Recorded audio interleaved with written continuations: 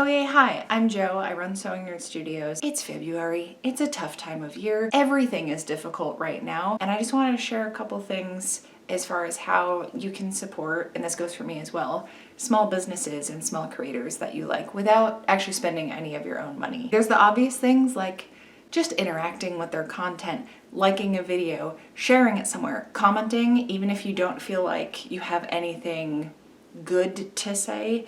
Interactions make whatever platform you're commenting on know like, oh, this person is engaging with this and wants to see more of it, and like maybe it'll help get a little bit further along. And obviously if you share it with people that may not see that person's content otherwise, also helpful. Seeking out specific Instagram posts to share or making pins on Pinterest of things that you find really helpful, whether it's videos or if someone has an Etsy shop and you really like something of theirs, sharing like, hey, I found this cool thing. Creating posts like that are always really helpful.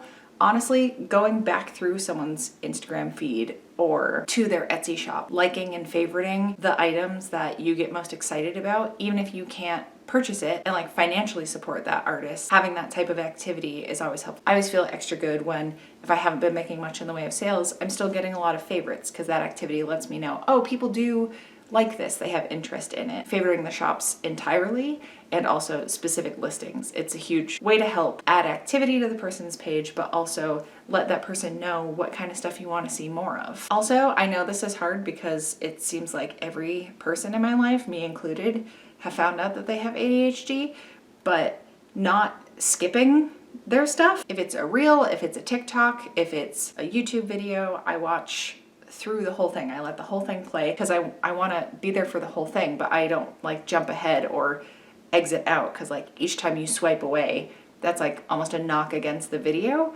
because whatever platform you're on is seeing that as like, oh, they don't want to see this, so let's not show it to more people. And also for people that are on YouTube, if you let the ads play through, I know some of them are like minutes long, and I don't ever expect people to sit through that, especially because I have a Patreon that a bunch of people very generously financially support me, so I don't have to depend on AdSense income to make my living, as well as the sales that I do with my shop and my in-person markets and stuff. And I know for people that do Twitch, you can use your Amazon Prime membership, if you have one, I do not, to subscribe to someone's channel once a month, and that also helps people out. So just wanted to put it out there.